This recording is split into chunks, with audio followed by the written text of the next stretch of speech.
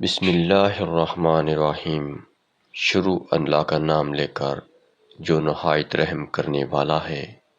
شیخ Saadi فرماتے ہیں، تم اپنی ہزار غلطیوں کے باوجود اپنے آپ سے محبت کرتے ہو، لیکن دوسروں کی ایک غلطی کی وجہ سے ان سے نفرت کیوں کرنے لگ جاتے ہو؟ یا تو خود غلطیاں کرنا چھوڑ دیا کرو یا دوسروں کو معاف کرنا سیکھ لو۔ جس انسان کی جان نکل جائے تو وہ زندہ نہیں رہتا، اور جس انسان سے احساس نکل جائے تو وہ انسان ہی نہیں رہتا۔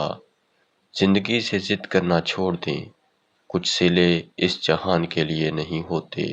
اگر سب یہیں مل جائے گا تو اگلے جہان کے لیے کیا باقی رہ جائے گا؟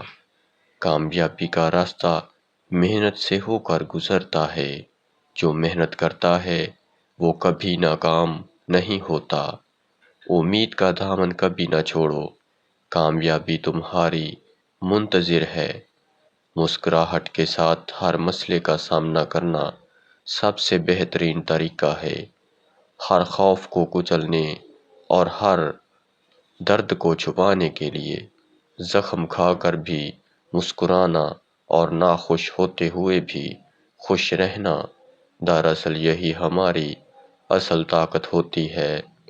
محبت اور دوستی، یہ دونوں چیزیں ہی ہر طوفان کا سامنا کر سکتی ہیں، مگر ایک چیز ان دونوں کے ٹکڑے ٹکڑے کر سکتی ہے، اور وہ ہے غلط فہمی۔ تمہاری ساری پریشانیاں تمہاری خواہش کی وجہ سے ہیں۔ خواہش چھوڑ دو، تمہیں سکون ملے گا۔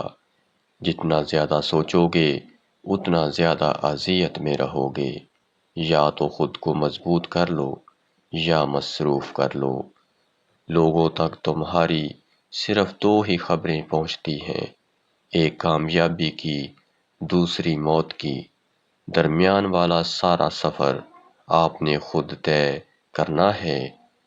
جو برا کہے چپ ہو جاؤ، جو ستائے صبر کرو۔ اللہ پاک کی قسم، ایسی طاقت بنو گے پہاڑ بھی راستہ دیں گے۔ ہر تباہی کے لیے کسی کی بد دعا ضروری نہیں ہوتی، کسی کا صبر بھی آپ کو تباہ و برباد کر سکتا ہے۔ دشمنوں سے زیادہ ہمارے وہ دوست خطرناک ہیں جو منافقانہ انداز میں ہمارے جذبات سے کھیلتے ہیں۔ جب تم کسی میں کوئی عیب دیکھو تو اسے اپنے اندر تلاش کرو، اگر اسے اپنے اندر پاؤ تو اسے نکال دو۔ یہ حقیقی تبلیغ ہے۔ تکبر چاہے دولت کا ہو، طاقت کا ہو، رتبے کا ہو، حیثیت کا ہو، حسن کا ہو، علم کا ہو، حسب و نسب کا ہو، حتیٰ کہ تقویٰ کا ہی کیوں نہ ہو، انسان کو رسوا کر کے ہی چھوڑتا ہے۔ آپ صرف ایک ہی صورت میں کامیاب ہو سکتے ہیں کہ کسی کو بھی پتہ نہ چلے کہ آپ اگلی چال کون سی چلنے والے ہیں۔ اگر پہاڑ اپنی جگہ سے ہل گیا تو یقین کر لینا، مگر کسی کی فطرت بدل گئی ہے اس کا یقین مت کرنا۔ عادات بدل سکتی ہیں، فطرت نہیں۔ ہر عمل سوچ سمجھ کر کیا کرو، کیونکہ ہر عمل کے اندر اس کا انجام یوں چھپا ہوتا ہے جیسے ہر بیج کے اندر درخت۔ جس کے ساتھ چلو اس کو پتہ ہونا چاہیے، جس کے خلاف چلو اسے بھی پتہ ہونا چاہیے، کیونکہ درمیان والا راستہ منافقت کا ہوتا ہے۔ ضرورت سے زیادہ چالاکی اور کسی معصوم کو دیا ہوا دھوکہ آپ کی بربادی کے سارے راستے کھول دیتا ہے، پھر چاہے آپ شطرنج کے کتنے ہی بڑے کھلاڑی کیوں نہ ہوں۔ جانتے ہو اذیت کیا ہے؟ اپنی آنکھوں کے سامنے اپنی اہمیت کو کم ہوتے ہوئے دیکھنا اور پھر بھی خاموش رہنا۔ زندگی کی اصل خوبصورتی یہ نہیں کہ تم کتنے خوش ہو، بلکہ زندگی کی اصل خوبصورتی تو یہ ہے کہ دوسرے آپ سے کتنے خوش ہیں۔